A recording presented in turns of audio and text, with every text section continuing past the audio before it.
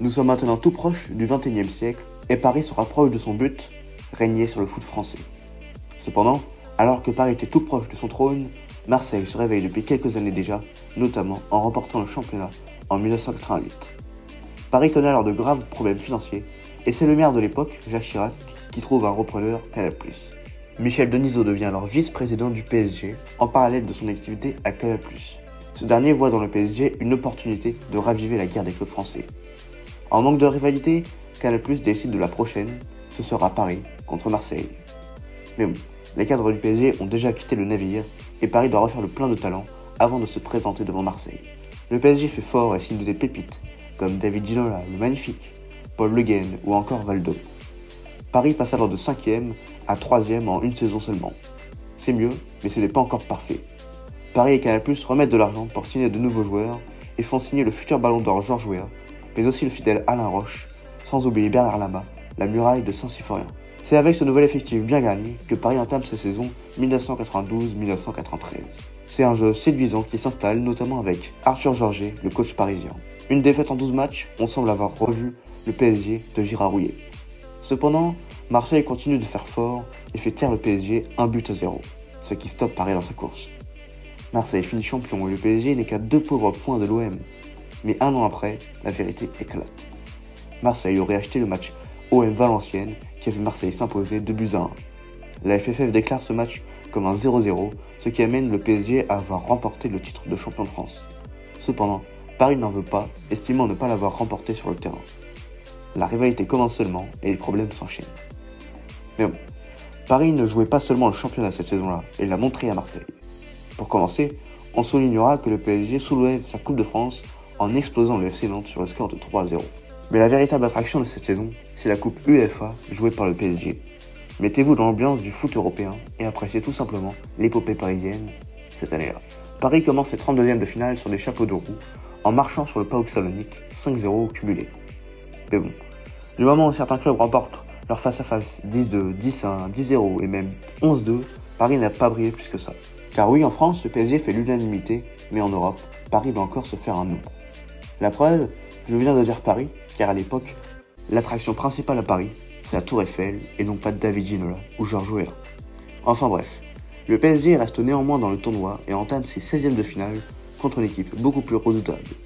Paris fait face à Naples, qui a récemment vendu le dieu Maradona à Séville, mais qui garde néanmoins de belles balles offensives comme Gianfranco Zola. Mais Paris aussi possède des armes offensives et Naples doit s'en méfier.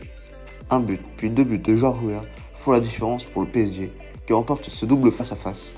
En 8e, Paris fait face à un adversaire de calibre similaire, Anderlecht. Certes, c'est la Belgique, et ce n'est peut-être pas le même talent que maintenant, mais leur avantage, jouer comme une vraie équipe, tous à l'unisson pour battre leurs adversaires. Et c'est peut-être ce qui créera le blocage à domicile pour le PSG, qui ne concède pas, mais qui ne marque pas non plus. Tout se fera donc sur le match retour en Belgique. Le 8 décembre 1992, Paris joue son prestige et sa crédibilité européenne face à Anderlecht au stade Constant van der Stok Stadion. Mais en début de seconde période, Paris craque et laisse l'opportunité à Jos Boschman d'ouvrir le score. Mais Paris est bien décidé de marquer son empreinte en Belgique et parvient à égaliser grâce au précieux Antoine Koumboiré. Un partout certes. Certes c'est un match nul, mais à l'extérieur, ce qui profite à Paris pour la suite de la compétition. Paris rentre alors chez les grands en tant qu'outsider. Car s'ils se sont qualifiés pour les quarts de finale, ce sera cette fois-ci contre le Real Madrid. Nous sommes le 2 mars 1993 et Paris retrouve ses vieux démons au Santiago Bernabéu. Face à une armada composée d'Emiliano Butragueño, Fernando Hierro ou encore Luis Enrique, Paris se fait vite dépasser. En l'espace de 6 minutes, Paris passe de 0-0 à la demi-heure de jeu à 1 puis 2-0 en leur défaveur. On imagine bien ce que se sont dit les têtes brûlées du PSG dans les vestiaires pour remotiver les troupes. Quelques insultes et quelques encouragements ont suffi à Ginola pour réduire le score 2 minutes après la reprise. Mais bon, Paris n'est pas encore totalement devenu PSG, alors que Madrid, c'est d'abord le Real. Conséquence, Michel voit triple et permet à Casablanca de mener 3-1 à domicile. Coup de sifflet final, fin du match, et c'est sûrement la fin du tournoi pour Paris. Bah oui, Paris va devoir gagner 2-0 à domicile pour gagner. Faire un clean sheet alors qu'ils en sont pris 3 2 semaines avant, paraît risqué.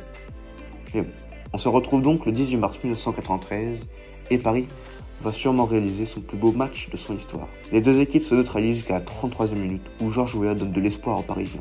Ce même Georges Weah fait basculer ce match dans l'irrationnel, quand à la 81e minute, il dépose le ballon à son coéquipier David Ginola qui reprend la balle en demi-volée et inscrit le deuxième but parisien. Les deux pieds en demi ou presque quand Valdo permet aux Parisiens de mener 3-0 au Parc des Princes. Mais le Real, c'est le Real et ils n'ont pas dit leur dernier mot, à l'image de Zamorano qui marque à la 92e minute, ce qui ne qualifie aucune des deux équipes. Alors qu'on se prépare à jouer les prolongations, un dernier coup franc parisien se prépare. Le reste appartient à l'histoire. Real devant le but. Poiré aussi, il est monté derrière.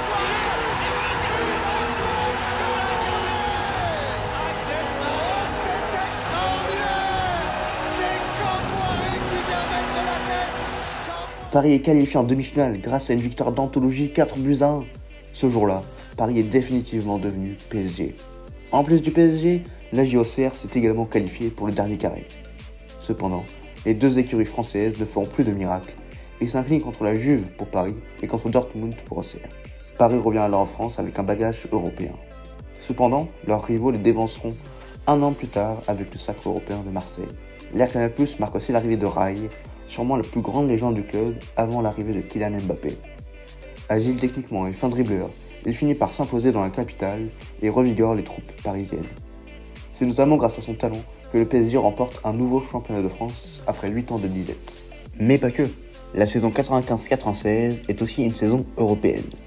Avec maintenant Luis Fernandez sur le banc parisien, le PSG remporte son premier trophée européen, la Coupe des Coupes, en éliminant successivement le Molde FK en 16e de finale, le Celtics Glasgow en 8e, puis Parme en quart avec une petite remontada en prime, pour finir avec le Deportivo et enchaîner avec une victoire en finale contre le Rapid Vienne 1-0. C'est bon. Malgré le titre européen de l'OM 3 ans avant, le PSG aussi peut brandir fièrement son trophée bien mérité, et ce, après de belles autres épopées qui ne leur auront pas toujours réussi au final. Mais le mythique Michel Denisot cède sa place à Charles Bietri, qui change totalement de projet sportif, loin de celui de Canal+ qu'entreprenait auparavant.